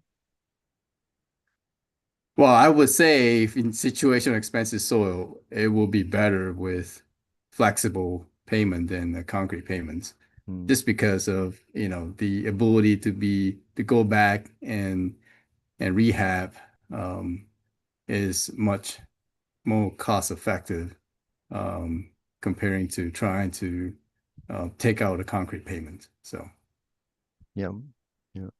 Agreed. Yeah, no, Alex is asking an interesting question here about repair. So if we have a geogrid stabilized road, whether it's surfaced or unsurfaced, in this case, I think talking more about unsurfaced, and you have an area of local failure, maybe there's a weak spot or something, and how with a geogrid solution, how easy is it going to be to repair?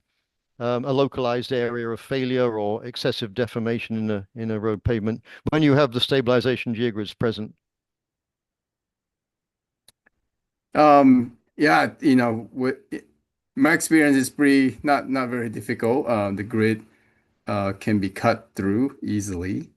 What we want to make sure is that once you cut through the grid, to repair the sections, you do want to replace the grid with some overlap, so that you get a uniform and consistent support with the overlap. You have anything to add, Mike? Yeah, no, my that's experience. exactly that. I mean, it's quite a common question. It also comes when it's to do with digging trenches through roads to put in services, but it is as Willie says, we can expose edges of geogrid, we can replace fill, and then we can simply overlap. And because of the very efficient interaction and interlock that we get, the overlaps haven't got to be excessively long. So if you're looking at maybe 300 millimeters or so, that's 1 foot for you, Willie. Then that's going to be a suitable overlap, and that won't be too difficult for the reconstruction.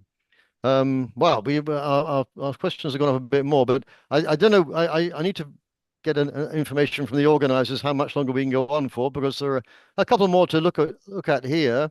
Someone we know very well, John Figueroa, would like to know if there'll be a link to the recording. I'm sure the answer is yes, there'll be a YouTube one. Yes, So, yep.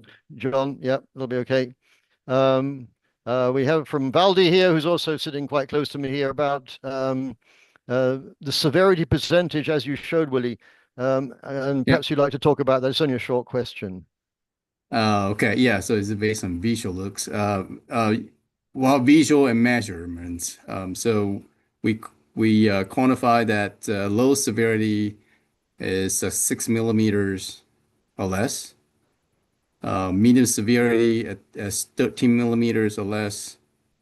Between 6 and 13, I'm sorry. And then the high severity will be anything over 13 millimeters.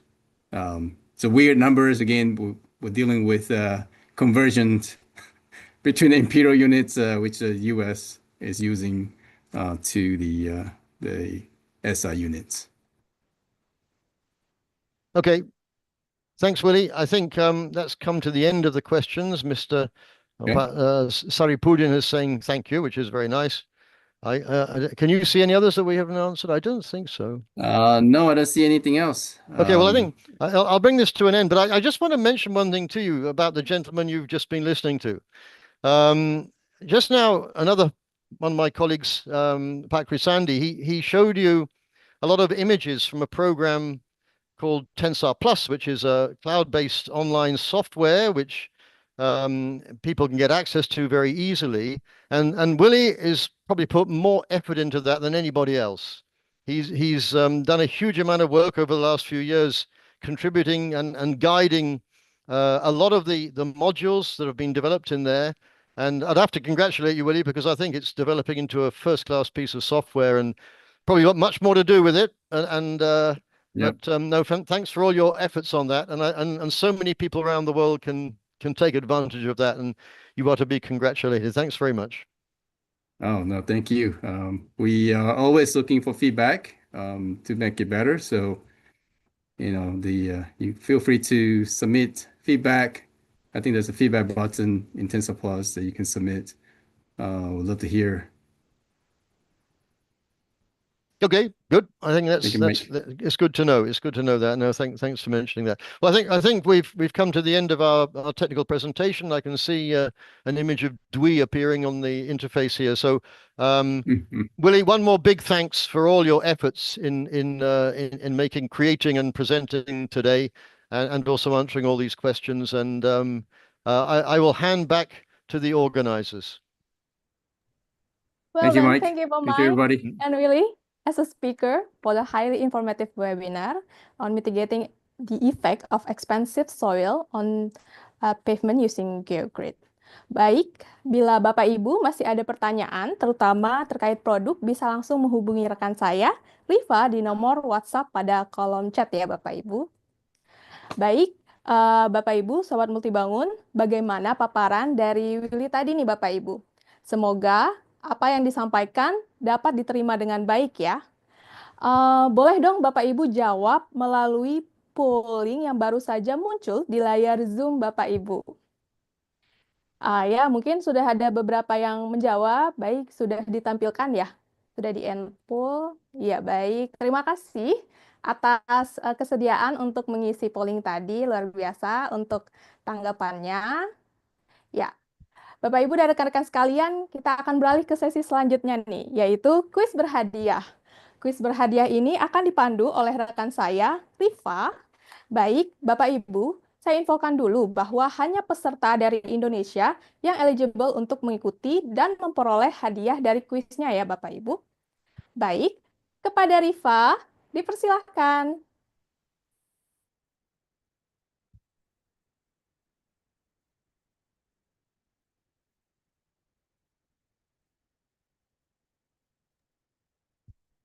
Baik, selamat siang kepada Bapak Ibu. Pagi menjelang siang ya. Kembali lagi nih bersama saya Rifa dari Multibangun. Seperti biasa, setiap selesai presentasi dari webinar Multibangun Engineering Hub, kita mengadakan kuis berhadiah yang pastinya kalau Bapak Ibu sudah sering ikut webinar Multibangun, sudah terbiasa ya, dan mungkin sudah ada yang beberapa kali menang. Kita bermain lagi hari ini, Bapak Ibu, hadiahnya seperti biasa, kita punya hadiah total e-money Rp750.000 untuk 3 orang pemenang. Juara 1 akan mendapatkan hadiah e-money Rp300.000, juara 2 akan mendapatkan hadiah Rp250.000, dan juara 3 akan mendapatkan hadiah Rp200.000. Jadi totalnya Rp750.000 dalam bentuk e-money untuk 3 orang pemenang. Nah, for everyone who join outside Indonesia, if you want to join the game, you're very welcome. But only those who live inside Indonesia are eligible to get the prize. So everyone, get ready. As usual, please open it on your browser, whether it's in your phone or in your laptop ya, bisa lewat laptop atau lewat HP, ketik menti.com dan masukkan kode 831067114. Saya ulang, kodenya adalah 831067114. Dan yang paling penting adalah jangan lupa masukkan nama sesuai yang didaftarkan di Zoom Bapak Ibu yang hari ini ya. Jangan sampai nanti kalau misalnya menang namanya berbeda atau namanya asal-asalan, nanti panitia akan kesusahan untuk memverifikasi apakah Bapak Ibu benar merupakan pemenang dari games berhadiah saat ini. Nah, pertanyaannya apa aja sih? Pertanyaannya ada 5, 3 dari speaker utama kita Willie Liew dan 2 dari speaker Multibangun Mas Andi tadi ya presentasinya. Jadi kalau Bapak Ibu sudah menyimak nih dari awal sampai akhir, maka akan mudah untuk menjawabnya. Baik, sekali lagi ya, masuk ke menti.com dan masukkan kode 831067114 dan jangan lupa masukkan nama yang Bapak Ibu daftarkan di Zoom masing-masing. Sudah ada berapa? Sudah ada 34 pemain. Saya akan mulai hitung mundur ya, agar tidak berlama-lama. Baik, kita kasih kesempatan untuk yang masih mau join. Jangan lupa buka di HP atau di laptopnya, buka browser, masukkan menti.com dan kodenya 831067114 atau ada link di chat box yang bisa langsung diklik dan langsung join ke room di Mentinya. Jangan lupa masukkan nama sesuai Zoom supaya mudah dihubungi oleh panitia. Hadiahnya ada Rp750.000 untuk 3 orang pemenang dalam bentuk e-money. Oke, tanpa berlama-lama lagi, sepertinya sudah pada siap ya. Oke, saya hitung mundur ya. 10, 9, 8, 7, 6, 5, 4, 3, 2, 1. Baik, tim, kita mulai pertanyaan pertama. Jawab cepat untuk mendapatkan poin lebih banyak. Which of the following factors does not affect the moisture changes in expansive soil? Is it surface water drainage, tree roots, groundwater table, or all of the above, or all of the other questions, answers ya? A, B, C, atau D? Silahkan langsung dipilih. Waktunya sudah habis. Kita lihat, jawaban yang benar adalah yang pilihan keempat, all of the above. Kita lihat untuk pertanyaan pertama, siapakah yang memimpin leaderboard? Kita lihat, ini baru pertanyaan 1 ya, ada 5 pertanyaan Bapak Ibu. Oke, pertanyaan pertama dipimpin oleh 83106741. Loh, ini kok masukin kode mentinya, masukin namanya tadi harusnya ya. Gak apa-apa, tapi nanti kalau misalnya menang, jangan lupa di screenshot ya, karena ada buktinya gitu. Jadi kok supaya bisa di redeem gitu ya hadiahnya. Oke, lanjut saja. Apakah nanti bisa disusul di pertanyaan selanjutnya? Pertanyaan kedua. Oke, sudah pada siap ya? Jawab cepat untuk mendapatkan poin lebih banyak. Approximately, what is the percent improvement in surface movement for pavement stabilized with 2 layers of Tensar Interacts Geogrid compared to unstabilized pavement? Is it 60%, 40%, 30%, or 10%? Waktunya 5 detik lagi. Kita lihat apa ya jawabannya. Ya, waktunya habis. Jawaban yang benar adalah pilihan ketiga, 30%. Kita lihat untuk pertanyaan kedua, siapa yang memimpin? Apakah masih kode menti hari ini? Aduh, aku ketawa lagi, maaf ya. Ya, jawab dong. Oke. Leaderboard kedua dipimpin oleh Pak Soso, yang kedua Mbak Astri dan Pak Albert. Kita lihat, masih ada 3 pertanyaan lagi. Jangan menyerah. Masih ada 3 pertanyaan lagi. Kita mulai pertanyaan ketiga. Ini pertanyaan terakhir dari Willie ya. Jawab cepat untuk mendapatkan poin lebih banyak. Which of the following is not a benefit of using Tensar Geogrid in mitigating the effects of expansive soil in pavement section? A. Control moisture changes in the subgrade, reduce vertical rise, enhance structural integrity of the aggregate, or control or reduce the amount of cracking of pavement surface. Oke, waktunya habis. Jawaban yang benar adalah A. Control moisture changes in the subgrade. Oke, masih ada 2 pertanyaan lagi, tapi kita lihat dulu siapa yang memimpin ya di pertanyaan ketiga ini. Untuk pertanyaan ketiga, waduh, kita lihat yang memimpin adalah Astri JP ya, dan Desu dan juga Pak Santoso merosot ke posisi ketiga. Jangan khawatir, masih ada 2 lagi. Biasanya Mbak Astri ngalah nih kalau udah pertanyaan-pertanyaan terakhir. Oke, kita lanjut pertanyaan dari Mas Sandi. Ada 2 ya. Lanjut tim. Oke, siap ya? 2 pertanyaan terakhir. Apa nama aplikasi Tensar yang digunakan untuk perhitungan desain jalan? Waktunya 20 detik. Pilihannya ada Tensar Plus, Tensar Connect, atau Tensar Suite? Tensar Suite. Oke. Apakah Tensar Plus, Tensar Connect, atau Tensar Suite? Yang tadi dijelaskan dalam presentasinya Sandi dari Multibangun. Waktunya habis. Jawaban yang benar adalah Tensar Plus. Untuk yang masih salah, jangan lupa ya, aplikasi namanya adalah Tensar Plus. Oke. Kita lihat leaderboard sebelum pertanyaan terakhir. Kita lihat yang memimpin sebelum ini adalah Desu dan Sunardi Yusuf di posisi kedua dan ada Kak Nemo di posisi ketiga. Oke, kita lihat pertanyaan terakhir. Siap-siap nih ya. Karena hadiahnya Rp750.000. Jawab cepat untuk mendapatkan poin lebih banyak.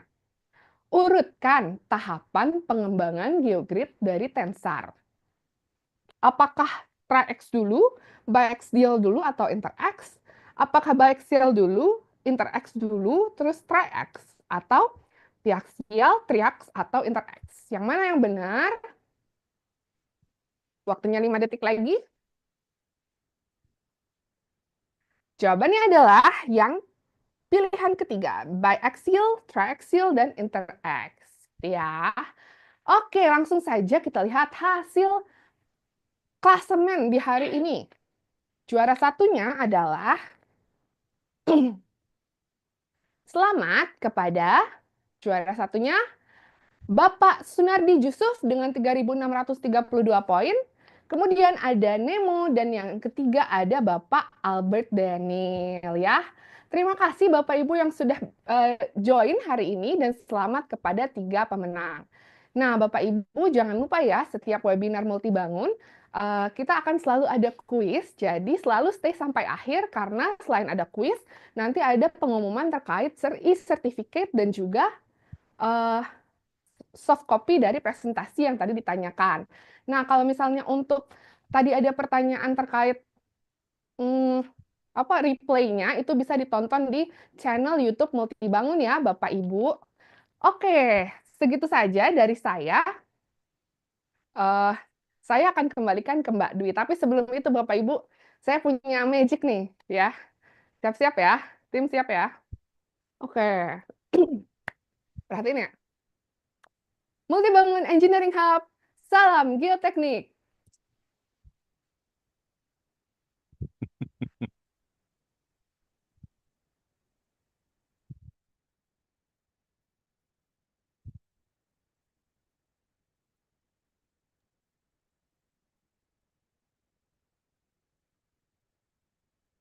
Wow, what a nice magic trick from Riva. Gebrakan baru di tahun baru nih Bapak Ibu. Terima kasih Riva dan selamat kepada para pemenang. Baik, Bapak Ibu, sudah sampailah kita ke penghujung acara. Untuk informasi mengenai sertifikat dapat diakses melalui link berikut. Di link TREE/MRP webinar yang juga tertera pada kolom chat atau tertera pada layar Anda. Apabila Anda memiliki pertanyaan atau terdapat kesalahan penulisan nama pada sertifikat Anda, silakan hubungi rekan saya Riva tadi melalui WhatsApp di 0811 127 1414. Untuk informasi lebih lanjut terkait PT Multibangun Rekatama Patria dan acara-acara kami selanjutnya, Bapak Ibu dapat mengikuti media sosial kami. Ada LinkedIn, Instagram, TikTok, dan Facebook. Untuk melihat tayangan ulang pada hari ini, juga bisa mengunjungi YouTube Multibangun. Bapak Ibu akan disuguhi video informatif, edukatif, dan tentunya seru terkait dunia konstruksi, khususnya geosintetik. Untuk mengetahui seluruh produk dan jasa analisis, bisa mengunjungi website Multibangun di www.multibangunpatria.com. Baik,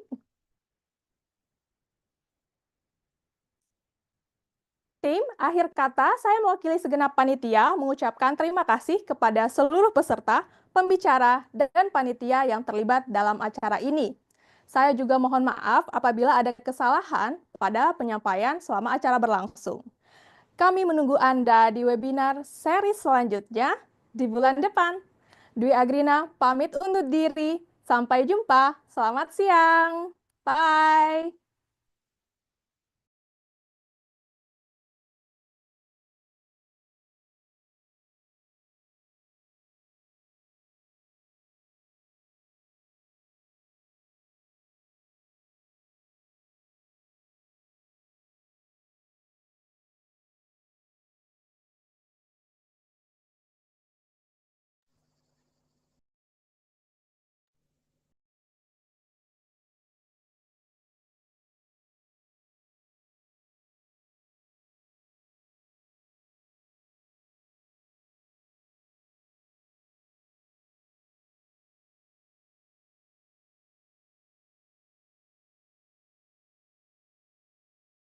Workshop dan webinar pada beberapa tahun sebelumnya dengan antusiasme dan testimoni yang luar biasa, dengan ini kami mempersembahkan Multibangun Engineering Hub.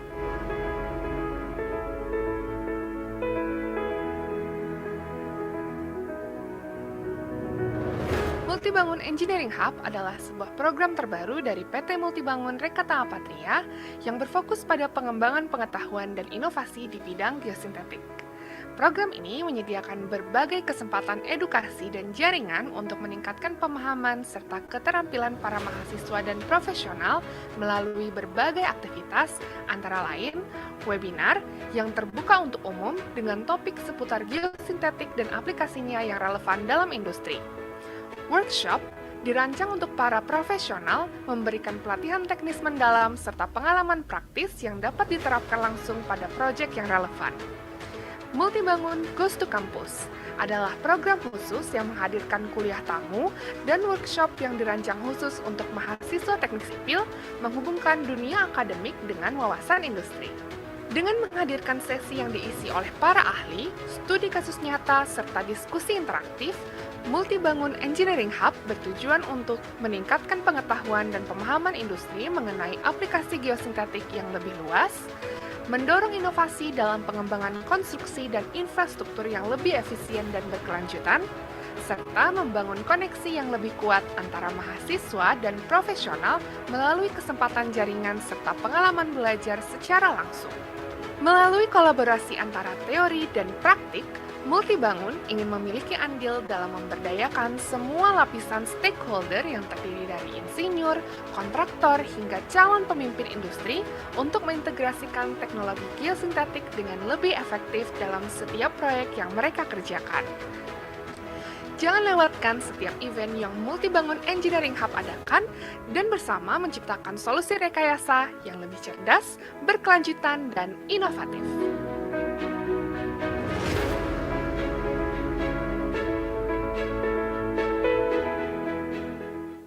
Setelah sukses mengadakan workshop dan webinar pada beberapa tahun sebelumnya dengan antusiasme dan testimoni yang luar biasa, dengan ini kami mempersembahkan Multibangun Engineering Hub.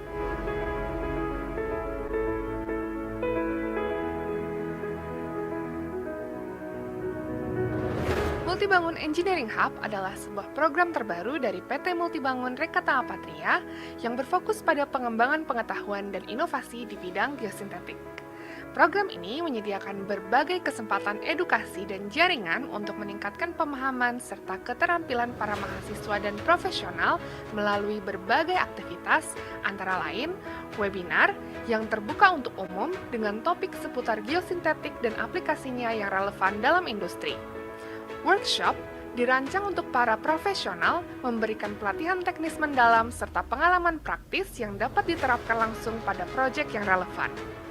Multibangun Goes to Campus adalah program khusus yang menghadirkan kuliah tamu dan workshop yang dirancang khusus untuk mahasiswa teknik sipil menghubungkan dunia akademik dengan wawasan industri.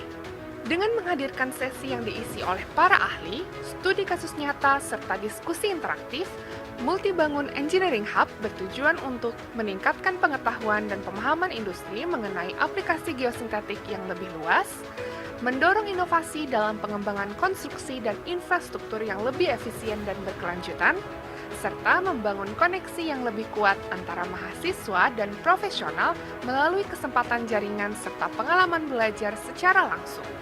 Melalui kolaborasi antara teori dan praktik, Multibangun ingin memiliki andil dalam memberdayakan semua lapisan stakeholder yang terdiri dari insinyur, kontraktor, hingga calon pemimpin industri untuk mengintegrasikan teknologi geosintetik dengan lebih efektif dalam setiap proyek yang mereka kerjakan.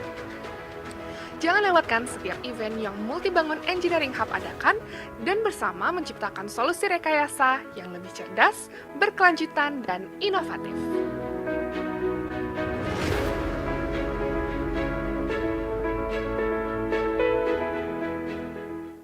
Setelah sukses mengadakan workshop dan webinar pada beberapa tahun sebelumnya dengan antusiasme dan testimoni yang luar biasa, dengan ini kami mempersembahkan Multibangun Engineering Hub.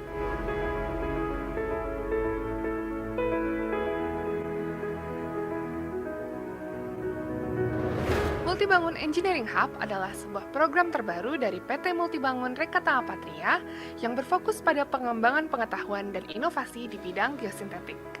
Program ini menyediakan berbagai kesempatan edukasi dan jaringan untuk meningkatkan pemahaman serta keterampilan para mahasiswa dan profesional melalui berbagai aktivitas, antara lain webinar yang terbuka untuk umum dengan topik seputar geosintetik dan aplikasinya yang relevan dalam industri.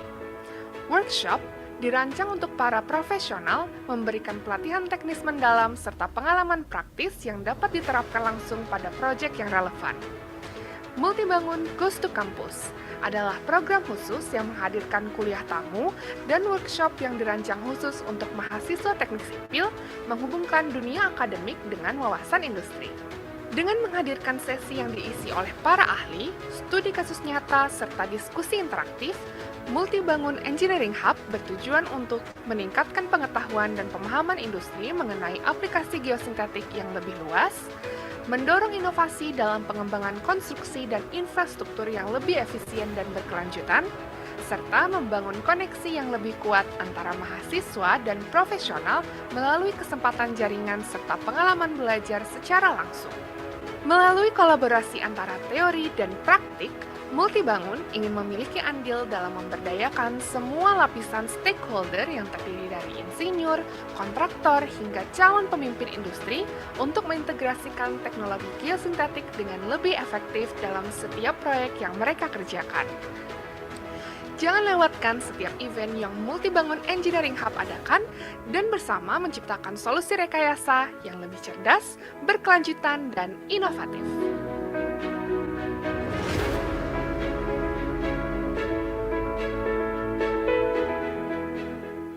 Setelah sukses mengadakan workshop dan webinar pada beberapa tahun sebelumnya dengan antusiasme dan testimoni yang luar biasa, dengan ini kami mempersembahkan Multibangun Engineering Hub.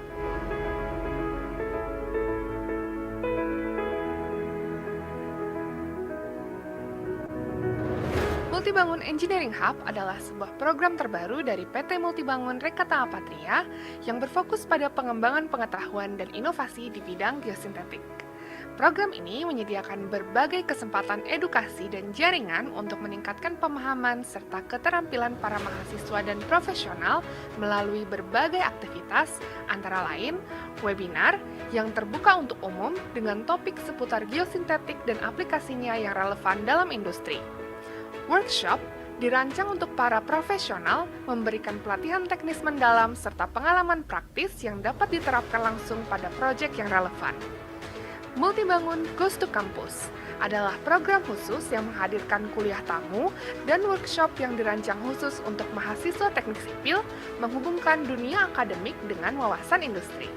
Dengan menghadirkan sesi yang diisi oleh para ahli, studi kasus nyata, serta diskusi interaktif, Multibangun Engineering Hub bertujuan untuk meningkatkan pengetahuan dan pemahaman industri mengenai aplikasi geosintetik yang lebih luas, mendorong inovasi dalam pengembangan konstruksi dan infrastruktur yang lebih efisien dan berkelanjutan, serta membangun koneksi yang lebih kuat antara mahasiswa dan profesional melalui kesempatan jaringan serta pengalaman belajar secara langsung.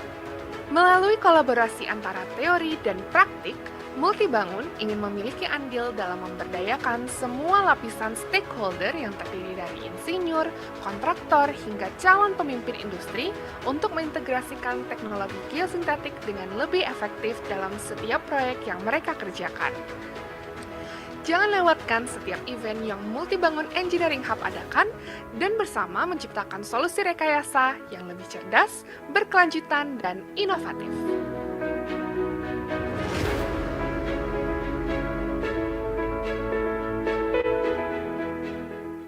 Setelah sukses mengadakan workshop dan webinar pada beberapa tahun sebelumnya dengan antusiasme dan testimoni yang luar biasa, dengan ini kami mempersembahkan Multibangun Engineering Hub.